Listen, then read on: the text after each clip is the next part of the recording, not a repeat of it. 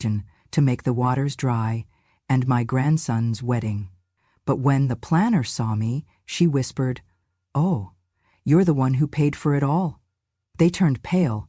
I sat front row. "Oh, you actually came," said Monica, her tone sharp and dripping with contempt, as she stepped directly in front of me at the entrance to the ballroom hosting my grandson's wedding. The scent of roses and polished wood columns filled the air, but her words cut through like a blade. I looked at her, quiet but steady, clutching the old envelope in my hand. It had been there since morning, my dress in shambles from lack of wear, my shoes patched with tape and earnest hope. Her dismissal carried the weight of every sacrifice I had made for that family, and yet I merely smiled. "I thought it best," I said softly, not crossing the threshold until the planner appeared beside me, her face showing faint surprise and undeniable respect in a fleeting glance. "Oh, you're the one who paid for it all," she whispered, barely above a breath. Then, slightly nodding, she stepped aside and gestured toward the front row seat near the altar. "I'm sorry, ma'am. That seat, reserved. You belong there." Her hand was gentle but firm as she guided me through the sea of polished shoes and carefully pressed attire. Confusion, hesitation, even shame flickered across Monica's face. Jason's hand tightened around her arm. That gesture spoke volumes. Ownership challenged, illusion cracking. As I walked past the rows of guests, their chatter turned to whispers. Eyes darted between me and that seat at the head of the room. I felt a sudden silence, not polite, not empty, but expectant. Every head swiveled, every expression shifted. Some wore disbelief, others shame. I reached the chair, an elegant wooden seat with ivory cushions, draped in white fabric and tied with silk ribbons. I settled into it, feeling both the history of my own life and the shifting gravity of this moment. Brad, my grandson, looked on from his place at the altar, confusion clouding his features. His smile faltered, his jaw tightened. I saw the moment he understood, his heart shifting. Jason, his father, forced a polite, practiced smile, but I could see the flicker of panic in his eyes. Monica stepped back, turning rigid, as though to pretend none of this was happening. The chatter rose to murmurs. Is she supposed to be here? But she wasn't invited. That seat was for the groom's mom. And just like that, the day changed. Or maybe it had always been different, and I had just arrived at the scene that would expose it. I looked at Brad again, and he met my gaze, but not with anger or pity. Instead, I saw something searching, some internal question rising in his eyes. I did not offer words. I merely sat upright, with all the quiet dignity I could muster, and let the air fill with the weight of everything unsaid. That night, the wedding would go on, but here, in that golden-drenched foyer, something crucial shifted. The silent struggle between memory and denial had found its stage, and I had arrived to claim the spotlight, not for show, but simply for truth. __. I still remember the first time I stood with Jason on that land. It was a foggy morning just after his high school graduation. We walked past the old fence where honeysuckle grew wild, and I pointed toward the edge of the clearing. "Someday," I said, "this could be yours. A house here, a swing for the kids, maybe a vegetable garden like the one your grandpa built." Jason smiled back then, so wide-eyed, so young. "For real, Grandma?" I nodded. "It will be my wedding gift to you when the time comes." He never forgot that promise, and neither did I. That plot of land on the outskirts of Nashville had been in our family since 1956. It was not big, but it was peaceful, a whisper of everything we once were. My late husband, Earl, had poured the cement for the mailbox with his bare hands. Every corner of that land held a memory, but I was ready to let it go because I believed in Jason. I believed that if anyone could carry the soul of our family forward, it would be him. When he met Monica, I welcomed her with open arms. I helped with the engagement party. I stitched her bridal handkerchief. I even offered to co-sign their loan for the wedding venue, but they declined, insisting they had found another way. They were modern, independent. They said crypto was the future. I didn't understand it. Digital coins that did not exist in your hand, markets that rose and fell in seconds. Jason and Monica spoke in a language I did not know, but I stayed silent, letting them lead their lives. Until the night, the phone rang. I was in the kitchen, heating water for tea, when the hospital called. Monica had collapsed from a panic attack. Jason had lost almost everything. The down payment for their condo, the wedding savings, even Monica's emergency fund were gone in one bad trade. Their account was frozen. Jason was being investigated for using borrowed assets. I could feel the tremble in the nurse's voice as she said, "They may lose their place to live, ma'am." I put down the kettle and sat in the dark for a long time. Then I made my decision. The next morning I called my lawyer. We agreed to sell the land quietly, just enough to cover the immediate hospital costs, pay off the condo lien, and ensure the wedding could proceed without embarrassment. I asked for my name to remain off all records. "Let it look like it came from nowhere," I said. "I don't need credit. I just need him safe." It took only 3 weeks to finalize the sale. I did not attend the closing. I sent my lawyer in my place. When I handed over the last set of keys, I whispered to the empty air, "Earl, this is for our boy. Let it be enough." The wedding happened just as they'd dreamed, grand, glittering, a display of everything they believed they had built. No one knew that behind the linen tablecloths and designer florals was a grandmother's empty hands. And it might have stayed that way if not for the envelope Jason found. It was a standard letter from the escrow company confirming that the land deed had been transferred and funds dispersed. I had forgotten to update the forwarding address. He showed up at my door the next night. He held the letter like it was fire. "You sold it," he said, no greeting. "The land, you sold my land." I opened my mouth, but he didn't let me speak. "You broke your word. That land was mine. You said it was my future. What else have you lied about, Grandma? Huh? Did you enjoy this, making me beg for help only to find out you went behind my back?" "I did it for you," I said softly, "to protect you." "I never asked for protection. I asked for trust." The words hit me harder than a slap.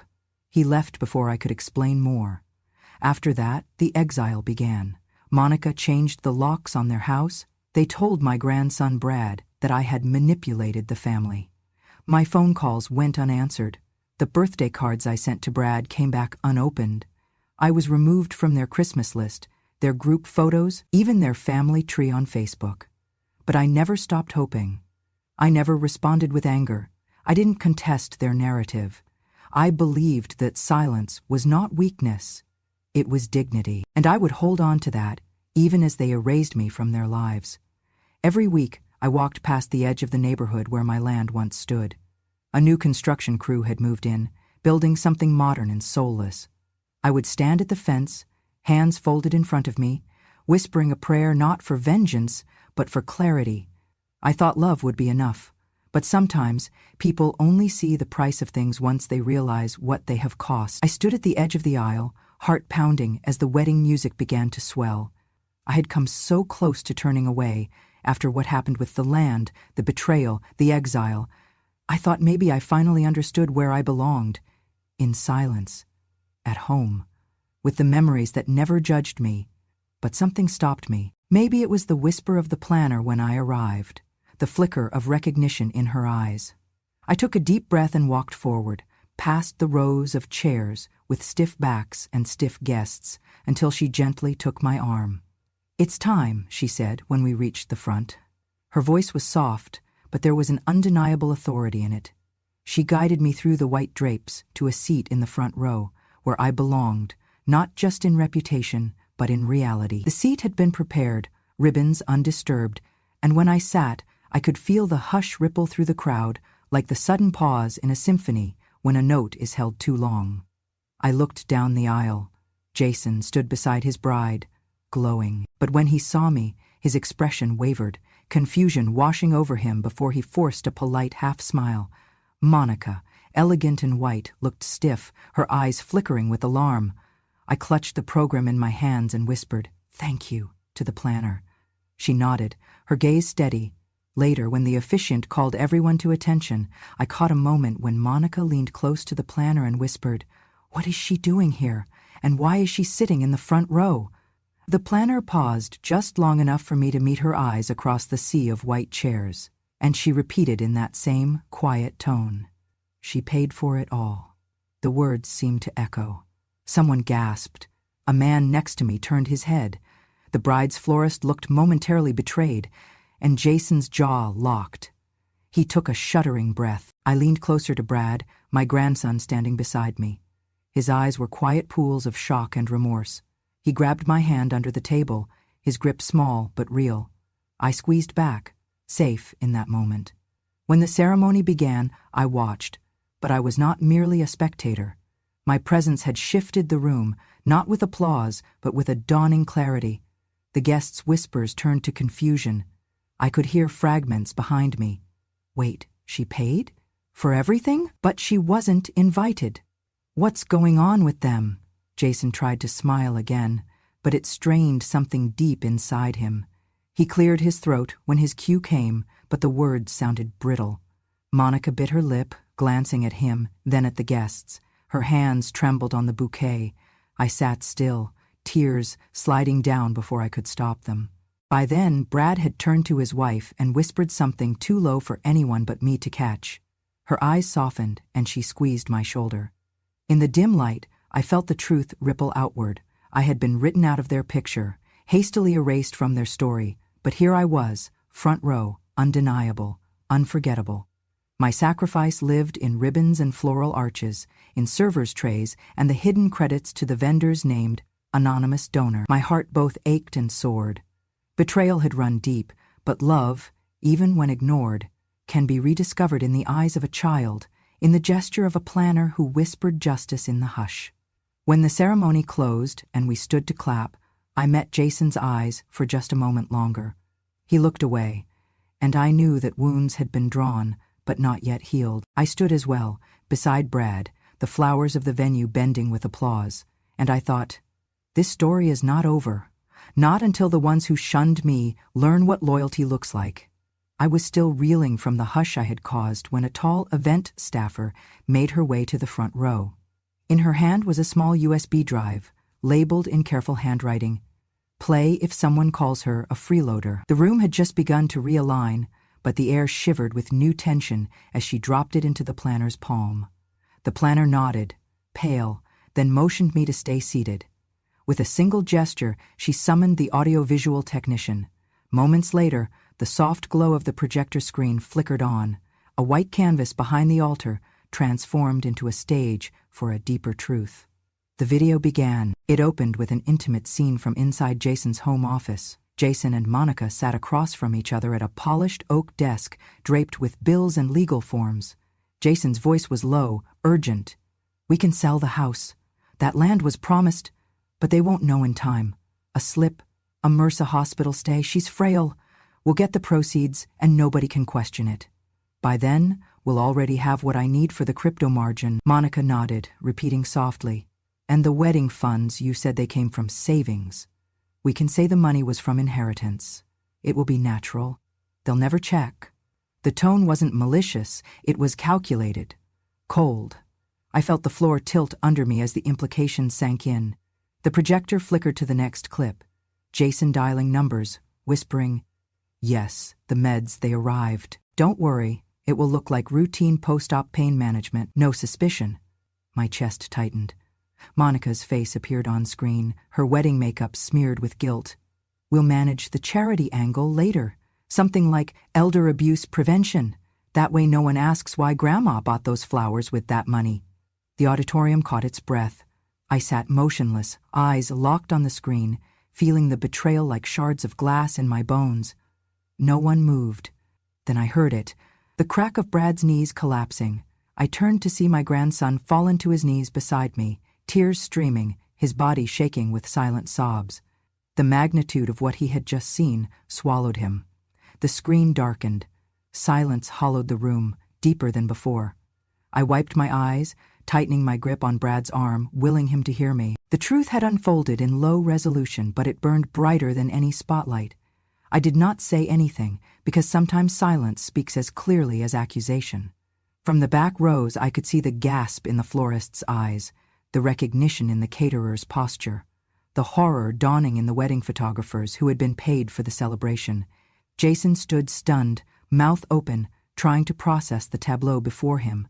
His betrayal laid bare. Monica's face turned pale. Her hand flew to her mouth like a shield, as though she could block the truth. Brad looked at me, voice broken. "Why? Why would they want to hurt you, Grandma? I swallowed. I knelt beside him, brushing the tears from his cheek, because some people fear what love can't buy. Behind me, I felt movement as planners and ushers ushered workers into action. The pastor stood frozen mid-sermon. Chairs rustled, guests shifted in their seats, uncertain. The music track that had been playing softly faded out. No one rewound or restarted it. I stood with Brad, holding his trembling hand. His chest heaved with the force of emotional collapse. The audience watched us, their eyes softening, turning. Empathy was a wave washing over the place. I turned and faced Jason, voice steady. You wanted a house, I gave you one. You wanted peace, I gave it to you. But you wanted me gone. That you had to plan it, that's your choice. He didn't respond. He couldn't. Brad found his voice at last, loud and quivering. I can't let her go through this alone, Dad! And just like that, he stood and stepped between me and Jason. The room exhaled as one, and I knew the tipping point had passed. The darkness that had cast me out was now exposed in the harsh light of truth. Underscore. I held the armrest of my chair, heart pounding as the last frames of betrayal faded from the screen. The auditorium remained suspended in silence, an ocean of witnesses caught between grief and shock. I reached into my purse and felt the familiar crinkle of a small envelope. It was yellowed at the edges, the handwriting shaky, my handwriting, addressed to Brad. I opened it with trembling fingers and read quietly, knowing every eye was on me. My dearest Brad, I miss you every afternoon, how your voice used to echo through the house when you were young. You are the only one I wanted to protect. I'm sorry I couldn't be there soon enough. But I love you with every piece of me, with all my heart, Grandma. I looked up at him. There were tears in his eyes before he could even see my face. His breath hitched. I knew then that I had shown him more than any wedding speech ever could. My sacrifices hadn't been invisible to him after all. Brad stood up, voice trembling but loud, so loud the microphones caught his words, spreading through the crowd. Mom, Dad, you told me Grandma didn't drive to the store because she was slow. You told me she was a burden. You erased her from our lives. He turned toward Jason. Desperation and pain swelled in his voice. But here's the truth. She showed up for me when no one else did. She loved me when you didn't give her a chance. And she gave more than you ever could imagine. Monica's glass of champagne trembled in her hand. She raised her eyebrows in shock before her lips curled into a bitter, mocking smile. Oh, how touching, she hissed. Come save Grandma, honey. Maybe she'll sing you a song, too. Her voice cracked, and laughter fluttered out, sharp, humiliating. The guests recoiled. The air thickened with shame. Jason's face glowed red, equal parts anger, embarrassment, confusion. Brad ignored her laughter. He walked around the chairs, climbing the step onto the altar. He took my hands and spoke directly to everyone there. This is my grandmother. She made everything in this room possible. She sold something she promised me to protect us, my parents, my future wedding, me, and not one of you even knew. There was a palpable shift in the room. Eyes widened, tears glistened behind lenses and contacts. Some guests raised cameras, others began murmurs of apology. The pastor cleared his throat. The music stopped altogether. Brad's voice caught when he turned to Monica and Jason both. Grandma deserves dignity, not pity, not erasure. And then he said softly, I love you, Grandma. I leaned forward and hugged his cheek, burying my face in the sleeve of my dress. There were no words big enough for a moment like that. But the truth we shared, hearing it aloud, unlocked something inside all of us. One elderly guest, a woman with silver hair, stood and clapped. A ripple of applause followed. Soon hands were rising in ovation. It was not celebration. It was recognition. Jason's shoulders sagged. He looked small. Monica pressed her lips together, and I thought I saw regret, an echo of the mother she might have been if she had chosen compassion instead of cruelty. I stood, brushing tears from my eyes, gathering myself. I looked at Brad, and he exhaled a shaky breath. Then he motioned for me to come forward, to stand at his side. I rose, and together we walked down the aisle. As we passed guests, I saw embarrassment in some eyes, relief in others, guilt in many. At the front, Brad hugged me from behind while I sat. I patted his arm. The plan to erase me had failed. Instead, my truth had drawn a circle of solidarity around me. I heard someone whisper, "She wasn't a burden, she was the story." And Brad, raised voice steady now, spoke, "Yes, that's exactly who she is. They could have silenced me. They tried." But the words from a grandmother's heart had found a home in her grandson's soul and echoed louder than any betrayal. Just when I thought the storm had passed, the doors of the hall creaked open again. Two figures stepped inside, a civil investigator in uniform and a sharply dressed man carrying a leather briefcase. My lawyer. Every whisper died instantly. The officer walked straight to the front, his voice firm and clear. "We have received formal notice of potential financial abuse of an elder involving unlawful asset transfers. Based on corroborating video evidence and sworn testimony, we are moving to halt all activity involving the disputed estate until further investigation." Jason's mouth opened like a caught fish. Monica gripped his arm, her face colorless. My lawyer raised a thick folder and addressed the room with calm precision. "This folder confirms that asset transfers occurred under coercion and misrepresentation. Under elder justice law, those are not just immoral, they are illegal." Gasps erupted. A few guests looked toward me with guilt. Others simply turned to gawk at Jason and Monica, now frozen in place. The officer turned again. "Mr. Jason Austin and Mrs. Monica Austin, by request of legal counsel and under civil authority, you are asked to vacate the premises. This action reflects not only personal justice, but also broader protections under federal elder justice laws designed to shield seniors from financial exploitation and coercion.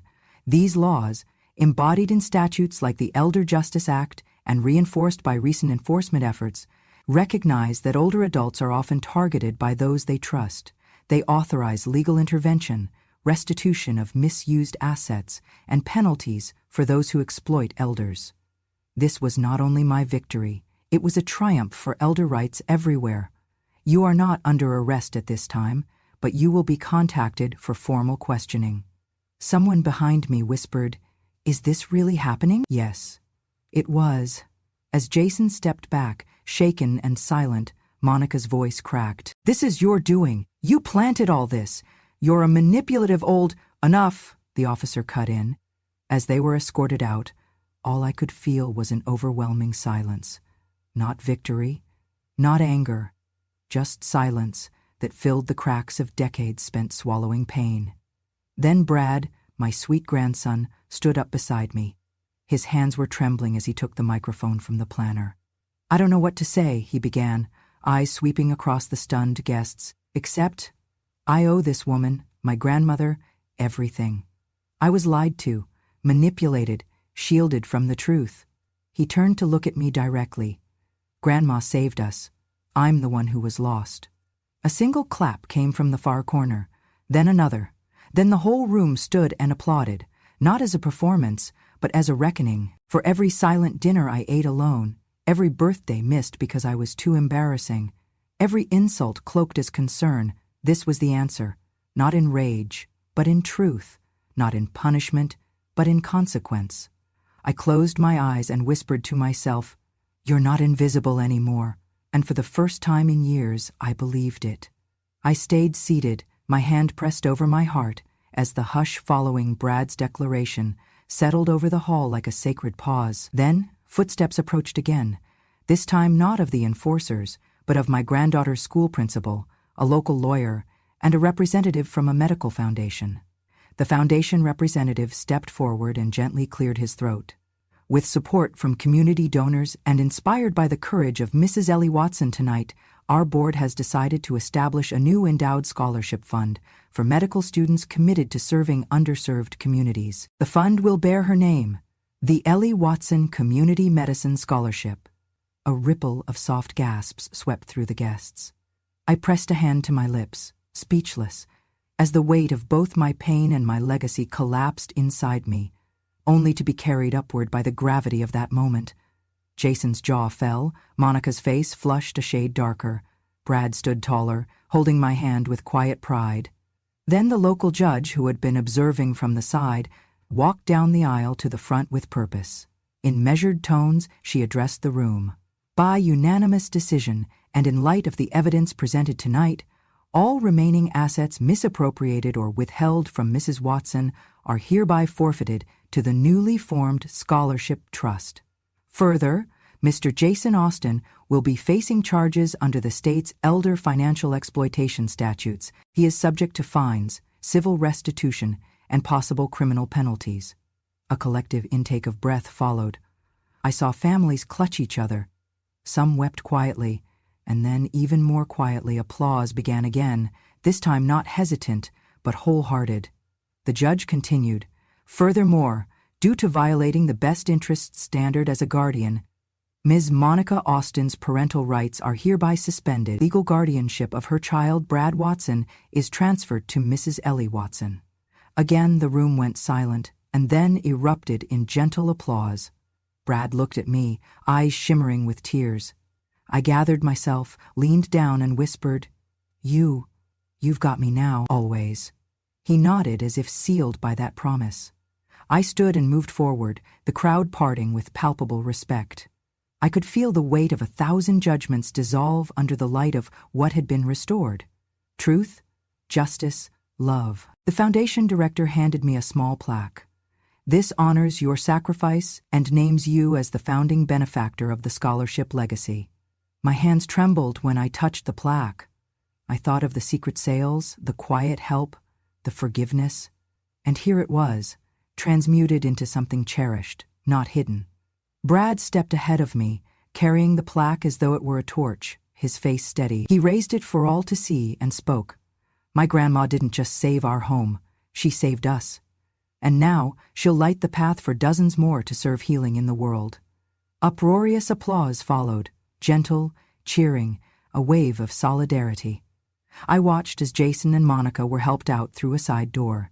No one chased them, no one jeered. They left under the weight of their choices. Brad led me toward the exit later, and I whispered to him, "Tonight, I lost nothing but shame, and I gained everything else." He looked at me, his voice both tender and firm. "We'll rebuild this family. With truth. With you leading." I leaned against the cool doorway, the promise of night settling in, and felt, for the first time in decades, that I belonged. __. The ribbon, stretched across the gate, felt impossibly thin under my fingers, a delicate thread tying the past and the future together. I stood in the center of what was once an empty lot, the same patch of land I'd sold in secret to protect my family. Now it glowed with life, rose bushes in every shade of pink, cream, and blush, winding around a low stone pavilion. A small crowd gathered, neighbors, students from the new scholarship program, community leaders, even a few of the wedding guests, smiling with quiet admiration. Brad, young but resolute, stood at my side with scissors in hand. He looked radiant in his suit, and in his gaze I saw gratitude, respect, and love. I placed a hand gently on his arm as he cut the ribbon.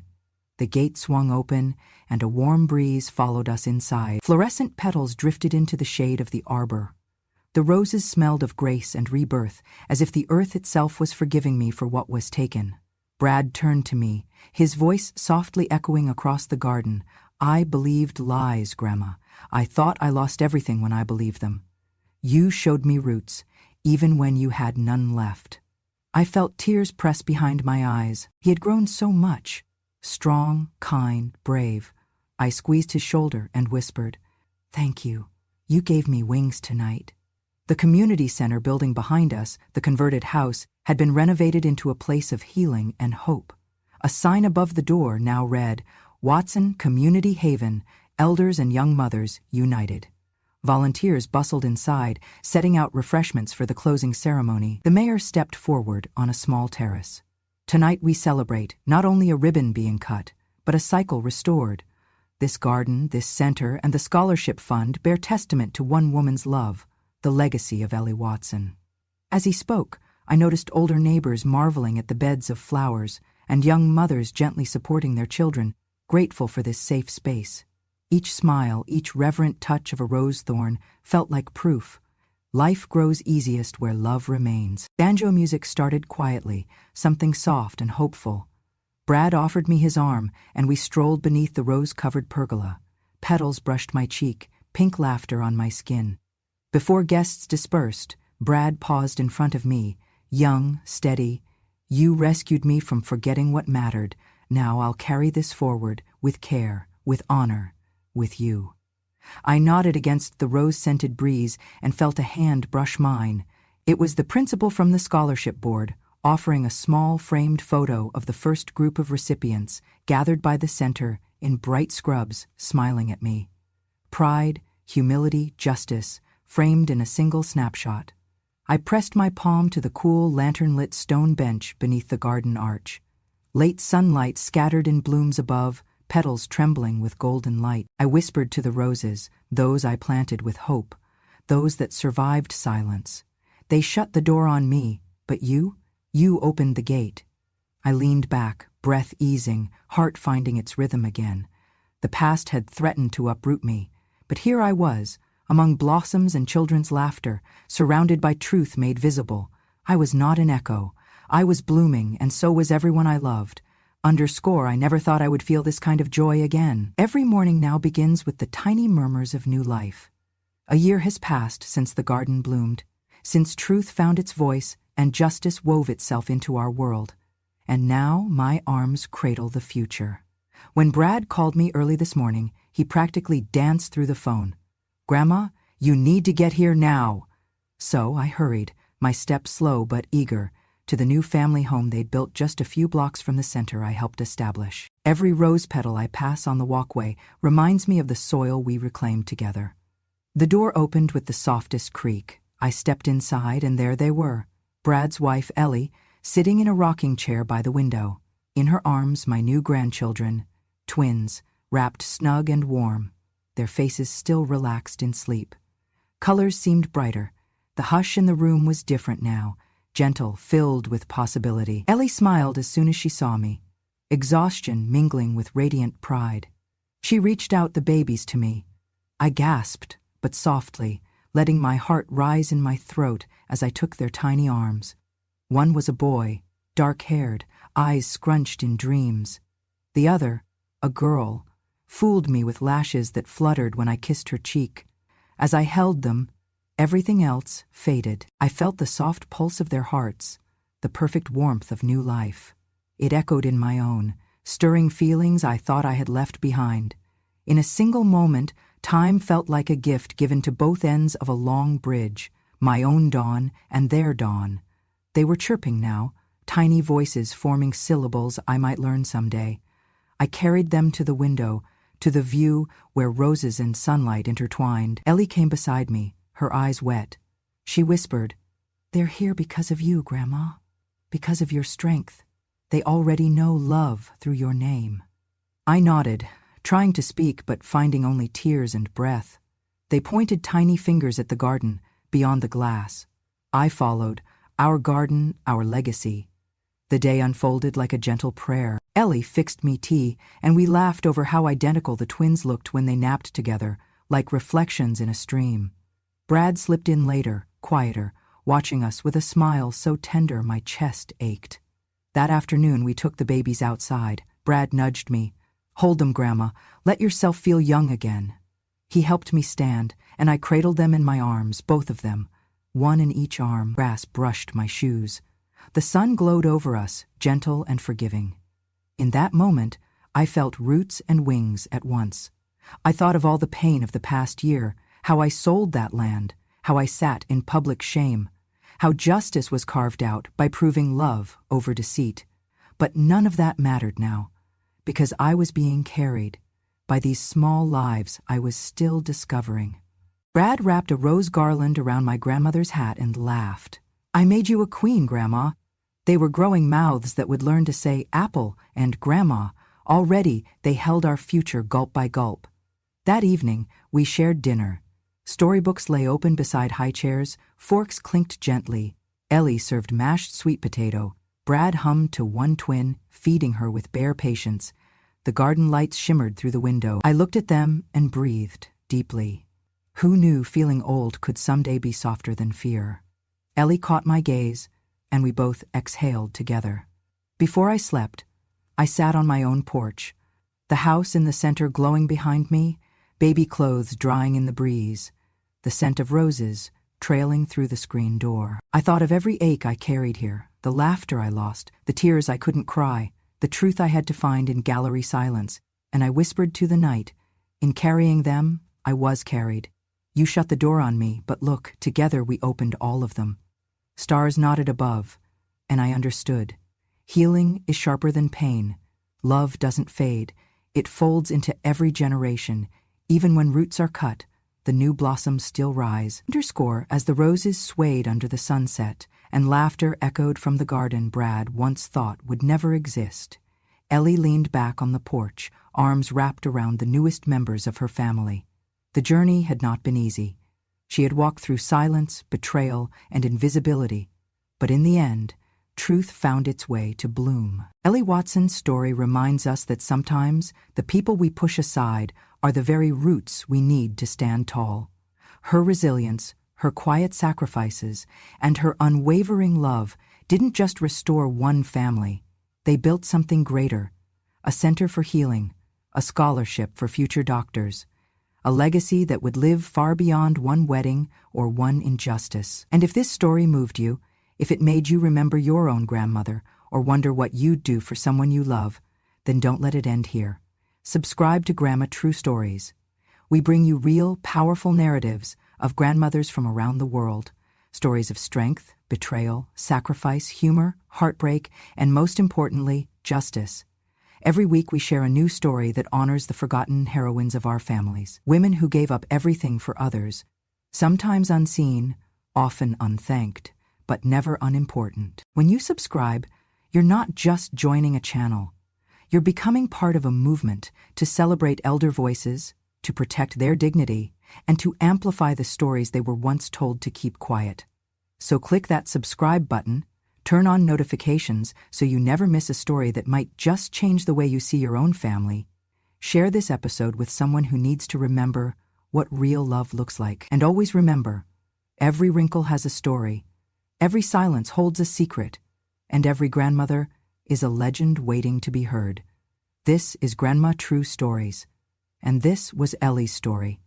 Until next time, love fiercely, forgive wisely, and never underestimate the quiet ones.